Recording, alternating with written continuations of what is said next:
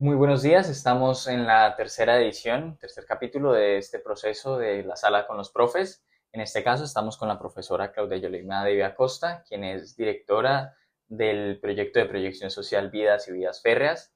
En este caso ella es docente del programa de antropología de la Facultad de Ciencias Sociales y Humanas. Profesora, muchas gracias por estar acá, muchas A gracias por la ustedes por invitación. invitarme. Muchas gracias. Pues en este proceso de entender, pues en este caso el proyecto y cómo ha sido su transcurrir en el proyecto, que en este caso es nuevo porque se dio en el año pasado, inicia en el año pasado, Ujú. ¿cómo ha sido su inicio en la docencia en la universidad, empezando por ahí, para vincularnos? Bueno, yo soy docente hace eh, poco más de 15 años, docente universitaria. Propiamente en la Universidad Surcolombiana estoy desde 2019.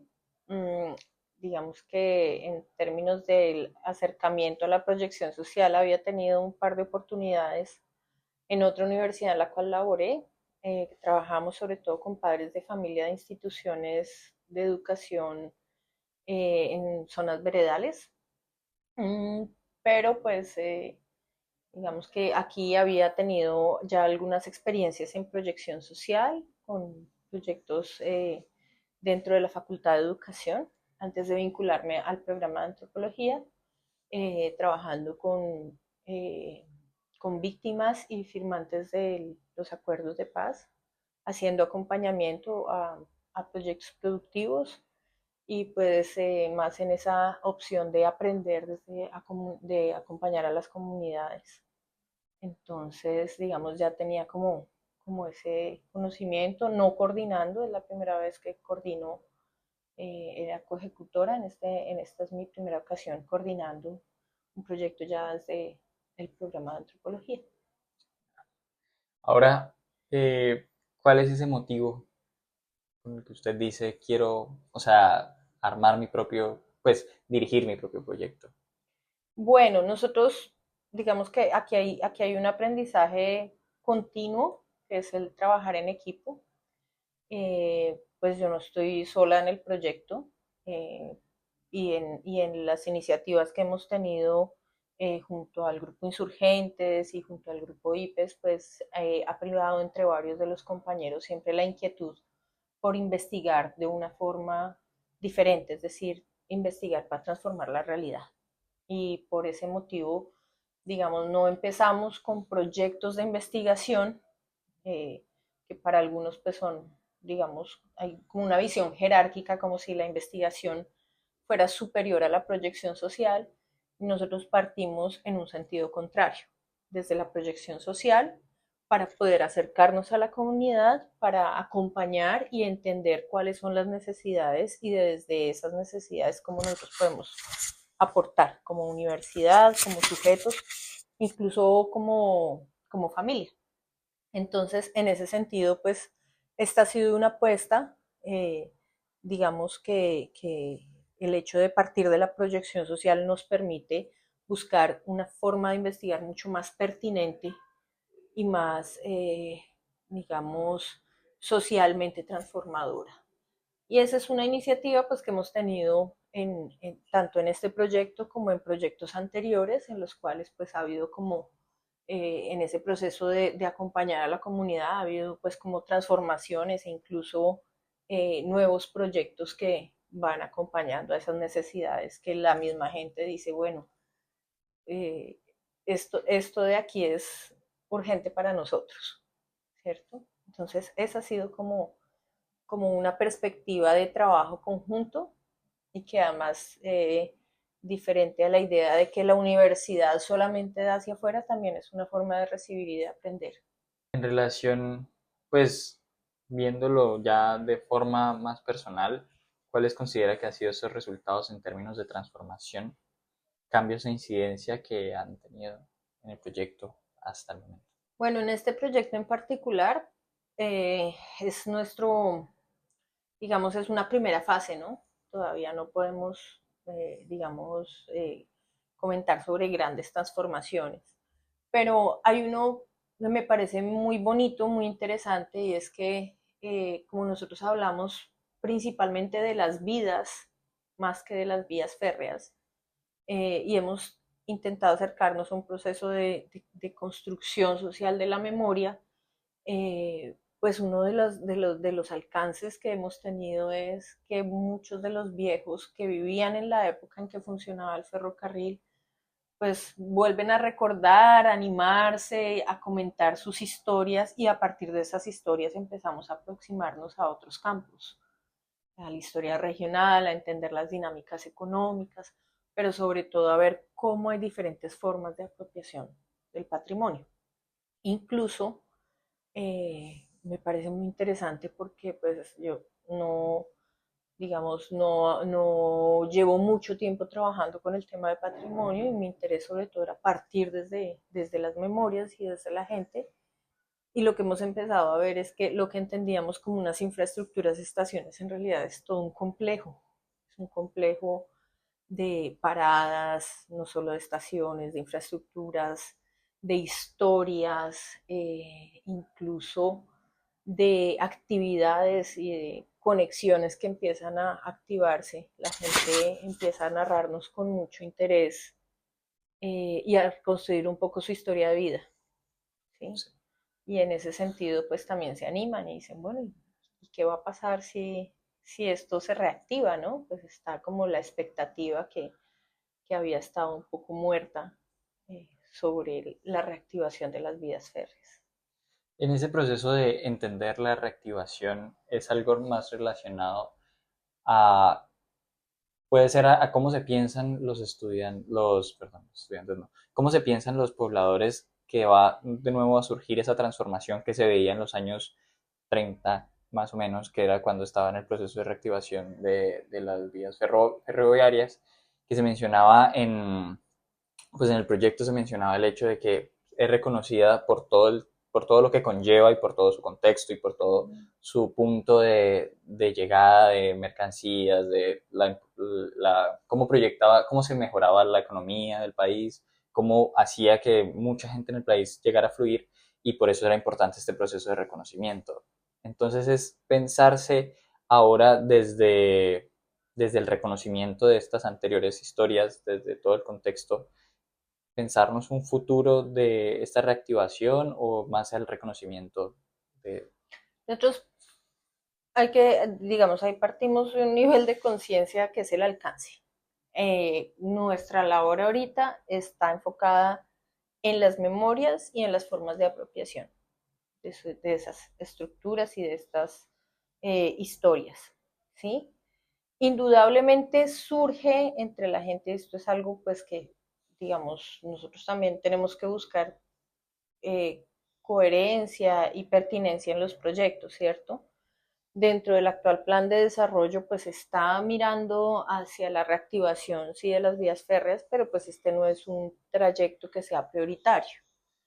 Pero sí entre la gente existe esa motivación de empezar a hablar de pronto era un tema que nosotros queríamos abordar muy posteriormente, pero la gente tiene esa motivación en parte por entender que hay unas dinámicas económicas y sociales diferentes a las anteriores, ¿sí? Un poco en esa perspectiva, en el que, a qué le soñamos, a qué le apuntamos nosotros, y para eso pues también hay que reconocer el pasado, o sea, la relación con el patrimonio no es solamente la relación de la conservación per se, sino del reconocimiento de ejercicios de identidad y de territorialidad. Si no está esa base, va a ser muy difícil pensar en la perspectiva, ¿sí? Entonces, por eso también, digamos, la conciencia de que ahora nuestro alcance y nuestro interés es sobre todo en esa parte de la memoria y de pensar cuáles eran esas prácticas de territorialidad muy asociadas al tren. Profe Yolima, cuando usted habla de procesos de apropiación, en este caso en la actualidad, ¿cómo se ven pues en lo que ustedes han ido encontrando a través del proyecto, estos momentos de... Pues es muy bonito porque digamos que para quien está en la ciudad de Neiva, ver la estación de tren es ver un lugar que, bueno, recientemente fue, digamos, intervenido, pero siempre es como un fantasma que está allí, ¿cierto? Está en pie, Pero si tú vas a ver las otras estaciones, la mayor parte, algunos incluso decían que Fortalecilla ya no existía. Existe sí, pero pues están solamente algunas paredes. O sea, el estado de deterioro es impresionante. Pero no es una cuestión de si está bien cuidado o está mal cuidado. Es cómo la gente establece relaciones tanto con el espacio como con sus historias. Y eso es lo lindo, digamos, de entrar a conversar con la gente porque empieza uno a descubrir historias, por ejemplo, de una asociación de mujeres que se organiza para pedir en comodato la estación, en el caso de Potosí, y ahí tienen una tienda comunitaria, pero también estamos trabajando en la iniciativa del museo, ¿sí? Un museo comunitario. Ese es un caso, digamos, exitoso. Pero sobre todo en términos de apropiación, lo interesante es que uno no solamente ve diferentes estados del bien material, sino de relación. Hay personas que han criado allá a sus familias. ¿Sí? Dicen, esto es una infraestructura vacía, pues yo la voy a cuidar porque si no llegan los delincuentes y se la toman. Y deciden criar ahí a su familia porque no tienen una vivienda. ¿Sí? O sea, son muchos ejemplos de actividades diferentes que se van dando y que la gente empieza a reconocer que no es propio, que no es suyo, que pertenece a un bien de interés cultural, que le pertenece a envías, etcétera, pero que a la vez forma parte de la comunidad. O sea, la apropiación no es solamente a través de un documento, sino de las diferentes actividades que allí realizan. Desde grafitear hasta poner una tienda o vivir allí, ¿sí? Hay, digamos, como diferentes formas de apropiar estos desde la espacios. territorialización y la territorialidad, señora. Exactamente. Eh, Ahora, ¿cuáles han sido esos momentos que usted considera en el proyecto que, pues en el transcurso, a pesar de ser corto, han marcado tanto positiva como negativamente en el ejercicio de este? Pues nosotros partimos un poco de ceros, ¿sí? Ha sido difícil en principio la convocatoria a la comunidad, porque justamente el ver un bien material deteriorado y caído, pues desanima y no genera como rechazo, ¿sí? Genera un cierto rechazo, pero pues ha venido aumentando, digamos, como la convocatoria, llegan personas de diferente tipo que empiezan a contar sus historias de niñez, sus juegos en el tren, a mí me llevaban a Saldaña a hacer el mercado, ¿sí? Ese tipo de cosas, digamos que eso, activar esa memoria y empezar a contarla es, es un hecho maravilloso que ya digamos que no es tanto revivir un muerto, sino poner a andar una vida, ¿sí? En términos testimoniales. El conocer a ciertas personas pues, que han sido como fundamentales en este proceso, algunos gestores culturales que trabajan desde dentro de la comunidad y que también nos narran un poco de toda esa historia del norte del Huila en conexión con el Tolima y con el Gran Tolima. Eso pues es un logro muy grande, el empezar que era algo que yo no esperaba, no esperábamos, era poder trabajar con los pensionados la gente de la Asociación Nacional de Pensionados Ferroviarios, que pues increíblemente tiene una fuerza grande aquí en Neiva. Muchos de ellos nacieron en los lugares en donde están las principales estaciones y ya no están allí, sino que están aquí directamente en Neiva. Y poder hacer como esa conexión ha sido muy importante. Momentos críticos, claro que pues ha habido, sobre todo más digamos desde la parte interna, en lo administrativo, ha habido muchas dificultades, términos de plazos, de recursos, que indudablemente alteran esa posibilidad de hacerlos, digamos, realizar las actividades, de acompañar a la comunidad tanto como uno quisiera. A veces ellos reclaman, bueno, ¿y por qué no han vuelto? O por qué no están aquí más constantemente. Bueno, hay problemas para poder hacer desembolsos y Financiar y todo, demás. sí. Entonces, eso pues hace compleja sobre todo más que la credibilidad del equipo, es la de la universidad. Sí. Y pues indudablemente uno tiene que dar la cara ante eso.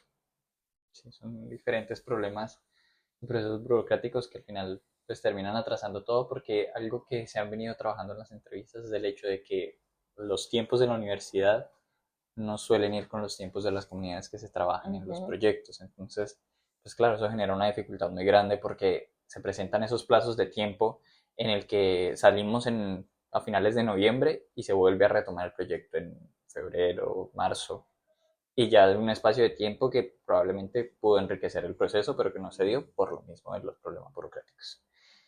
Ya, pues, entendiéndolo desde la perspectiva de proyección social como vínculo entre la comunidad y la universidad, ¿cómo se desarrolla la interacción del proyecto? ¿De qué manera se relaciona con la comunidad y qué metodologías se emplean en este proceso de acercamiento?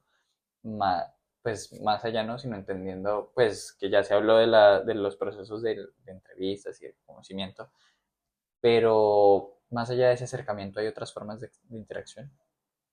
Sí, bueno, ahí hay como varias aristas. En términos de lo metodológico, nosotros partimos de la propuesta del mapeo colectivo y de la cartografía social, pues que más que una técnica es un gran método que permite, digamos, una flexibilidad y una participación, seguir un proceso, no es solamente generar mapas y dibujos, sino es acompañar todo un proceso de construcción en el cual pues, la gente de una u otra forma empieza a negociar un poco qué va a ser su memoria. Y eso es interesante porque muchas veces en los procesos de construcción de memoria, pues hay un privilegio hacia una memoria institucionalizada. ¿Sí? Entonces, por eso siempre buscamos que sea desde ese modelo, digamos, de investigación participativa y colaborativa en las dos instancias. En términos de relación entre la comunidad y la universidad, pues también hay unas, digamos, hay elementos de sumo cuidado que tienen que ver con el alcance y es que, digamos, que la gente mm, tiende a ver la universidad como un ente sólido, grande y del cual uno puede tomar decisiones. Uno es un docente que pertenece a una institución, pero para ellos uno es el representante de la universidad. Y en ese sentido sí hay como unos intereses y unas tensiones, y no me refiero solo a la comunidad, sino incluso a diferentes instituciones, las cuales dicen, venga, pues la universidad debería hacer esto, la universidad debería apropiarse de la estación, la universidad debería mantener esto, y bueno, la universidad no tiene esa capacidad y el docente pues tampoco. Lo que uno busca es más como, venga, ¿cuáles son los procesos por los cuales ustedes o han estado organizados o se pueden organizar? ¿En qué podemos apoyarles? ¿En qué podemos aportarles? Pero pues en cosas muy específicas. Entonces, eso es un gran reto, porque sí definitivamente a veces en algunos contextos nos ven como digamos, como un sujeto que puede responsabilizarse de cosas que no, digamos, no corresponden a nuestro papel. Entonces, eso es un poquito complejo y pues también en respuesta a generar, digamos, como esa conciencia de alcance y de corresponsabilidad, pues uno también opta por estas metodologías participativas porque la idea es que también la gente se relacione entre sí y empiece a buscar, pues, no solamente opciones en términos de esa conservación, sino de organización como sociedad. Sí, esa incidencia de decir, o sea, de que surja esa motivación para transformarlo, pero desde ellos, desde la comunidad y que realmente digan como, bueno, ¿cómo vamos a hacer para cambiarlo y no vamos a dejar una responsabilidad externa? Porque pues se ha visto que el Ujú, hecho de que sea declarado patrimonio desde el Ministerio de Cultura, pues no ha cambiado mucho, no ha ayudado mucho en todo este proceso de reivindicación y de trabajo desde el patrimonio que se viene trabajando. ujú. Ya ahora, desde el proyecto se ha realizado, pues usted nos indicaba sobre procesos de documentación, pero algo más concreto en cuestión de una producción, de capacitaciones, de ponencias. Hemos trabajado, digamos, con un gran juicio en ese sentido. pues ahí destaco sobre todo el papel de los coequiperos, sobre todo el grupo de estudiantes y pues de los dos coejecutores, que pues este es un proyecto que surge de mano de ellos, que es el profesor Robinson Piñeros de la licenciatura en Ciencias Sociales y el profesor Daniel Ramírez, que estaba también vinculado al programa de Antropología. Entonces, pues como en ese cruce de visiones empezamos también a envolver a estudiantes de los dos programas, ¿sí? O sea, esto me parece muy bonito porque la idea es que siempre pensamos la realidad social, pero queremos verlo solo desde una disciplina. Y la realidad social es compleja y hay que verla desde diferentes perspectivas. Entonces, por ejemplo, con los estudiantes que están articulados al Laboratorio de Ciencias Sociales de la licenciatura, con ellos trabajamos con educación patrimonial. Ellos han generado, digamos, por iniciativa, han estado trabajando en esta propuesta de la educación patrimonial y ya tuvieron, por ejemplo, un espacio de socialización en un evento que hizo el CIESE, el Centro de Investigaciones en Educación. Adicionalmente, el semestre pasado tuvimos el Encuentro Nacional de Estudiantes de Antropología y Arqueología aquí en Neiva, parte de nuestros estudiantes que son así como bien de iniciativa, se trajeron el encuentro nacional, pues vinieron estudiantes de la del Magdalena, de la del Cauca, de la Nacional, del Externado, diferentes lugares, y allí pusieron digamos, su visión previa de lo que estaba sucediendo en el proyecto, no solamente con una socialización, sino que socializaron también una entrevista, un audiovisual, y pues hicieron como un recorrido visual para los asistentes. Entonces han sido espacios de socialización interesante. Ahora estamos a puertas a presentar unos trabajos derivados de este proyecto en el Congreso Colombiano de Antropología, el Congreso de Antropología en Colombia, que se va a realizar en Popayán en junio. Y pues los espacios de socialización que hemos tenido con la gente, que creo que eso es lo fundamental, no es solo llevarlo a la academia, sí, llevarlo a esos espacios de discusión, sino ir mostrándole a la gente qué estamos haciendo, cómo estamos haciendo. Y pues ahí sucede algo muy bonito. No sé si recuerdas que acaba de mencionar que una de las dificultades en principio era la convocatoria. Sí. Y en una de las visitas más recientes, digamos, en el caso de Potosí, pues la gente empezó a llegar a contar su historia. Vengan, yo quiero contar que yo me acordaba del tren. Ven, y todo enfrente de la cámara. Permite que lo veamos, sí, sí, yo quiero que los niños sepan cómo era esto antes. Entonces, esos espacios de mostrar y de comunicarle a la gente se vuelven como una gran bola de nieve. Y esa es la idea, para que la gente también conozca un poco de cómo era ese entorno regional. Listo, profe. Ahora, pensándonos desde un nuevo año, que se pueda realizar el proyecto, que pase la convocatoria, que se realice adecuadamente, ¿cuáles serían las oportunidades de mejora que usted diría en este nuevo proceso vamos a implementar, qué podemos hacer, qué se puede mejorar? Con respecto al proyecto, bueno, yo creo que esta cuestión de justamente de medir el alcance, porque siento que es un proyecto grande, pues que realmente lo hemos pensado a mediano plazo, no solamente para este momento. Entonces creo que hay como varias cosas para ajustar, sobre todo en términos de medir el alcance y los compromisos con la gente. Hay una cosa que me parece bien importante y es en términos de eso que comentamos ahorita, difundir con la gente y pues de empezar a hablar no hemos empezado a hablar tanto con instituciones porque nuestra base es la comunidad, ¿sí? Pero ya hay una cosa y es empezar a llevar y mostrar que hay esos procesos de apropiación y ya empezar a dialogar con otras instituciones. Eso me parece importante. Y bueno, pues también ser un poco más conservadores en términos de cómo se desarrollan las actividades, entendiendo pues todas las, digamos, las trabas administrativas que hay y las demoras que puede haber en estos procesos, porque pues digamos, para hacer el primer proyecto en coordinación, pues el enfrentar el tenemos que ir a campo, pero no hay dinero aún, pues es difícil y es difícil de negociar con la gente. Pues, que la gente también entienda que a veces uno no puede ir no porque uno no quiera. ¿Sí? Entonces eso, pues como ser un poco más conservador con esos momentos de interacción que dependan sobre todo de esta cuestión financiera.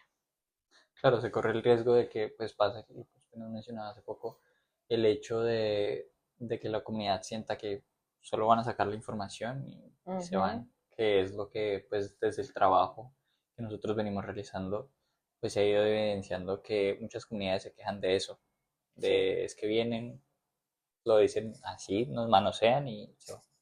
Sí, incluso por eso ya en el caso de uno de los lugares en los que trabajamos, justamente está ese compromiso de esa información primero nos la entregan a nosotros, justamente por el, digamos, esas múltiples historias que ya han vivido de.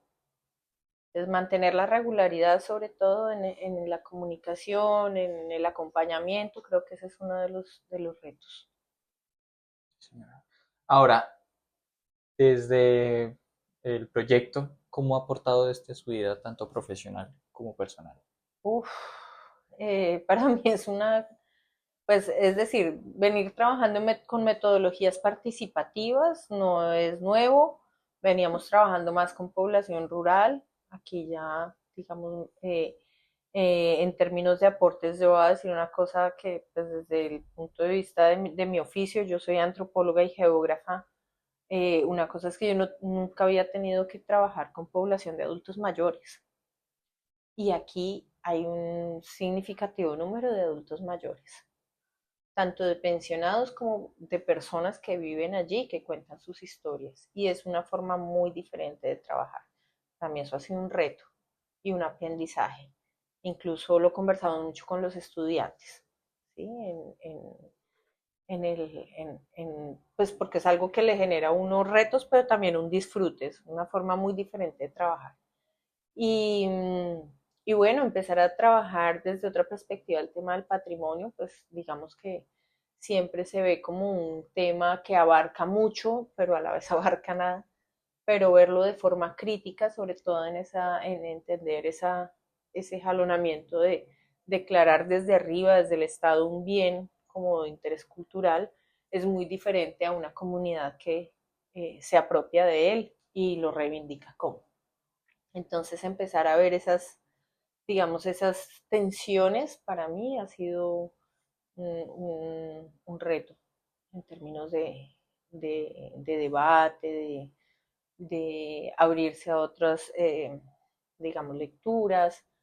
Y pues hay algo que está en mi esencia, es que yo soy indisciplinada en términos de mi formación. Yo no seguí solo por la línea de la antropología, sino que constantemente estoy en esa discusión entre la antropología y la geografía, ¿sí? Y creo que esto me ha ayudado a ver que, no, que los debates sobre el patrimonio cultural y sobre la identidad no están para nada separados de lo que es el territorio y las formas de, digamos, en que se establecen redes urbanos regionales, que ha sido, digamos, como uno de los temas que a mí más me ha gustado trabajar. Entonces, contrario, digamos, a lo que pensaba en un principio que me estaba yendo como lejos de, creo que es, o sea, sigo estando convencida de esa propuesta de valerse de indisciplinar las ciencias sociales. Creo que hay que responder a la realidad social compleja con un pensamiento y unas formas de acción complejas también.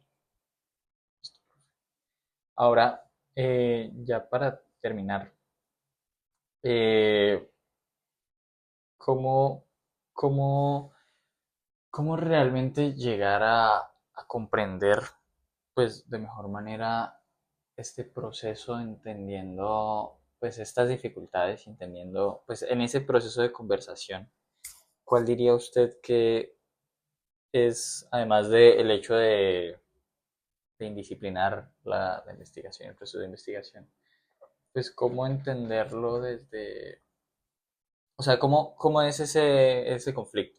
O sea, ¿cómo es esa relación que usted explica que tiene la geografía y la antropología? Yo creo que tiene que ver más con los imaginarios, es decir, nos enfrentamos a una situación y es que pues en particular, en general, digamos, pero en particular en esta región se piensa mucho en la antropología como arqueología.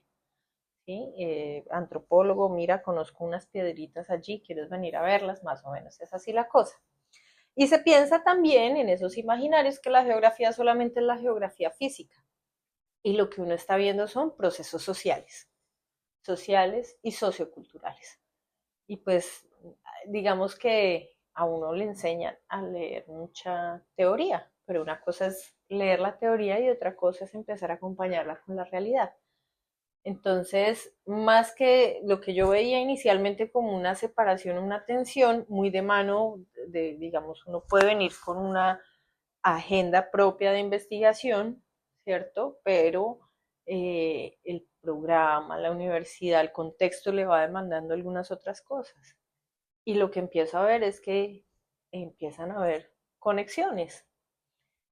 Lo que necesitaríamos es tiempo y más manos para trabajar, porque empiezan a aparecer, digamos, múltiples temáticas que se derivan de esta gran temática del patrimonio, de la apropiación social del patrimonio, de la espacialidad, empiezan a aparecer muchas posibilidades tanto de acompañar a la comunidad como de hacer proyección social, incluso divulgación de la ciencia, ¿cierto? Entonces, creo la principal tensión no es tanto porque estén separados, por el contrario, están muy imbricados.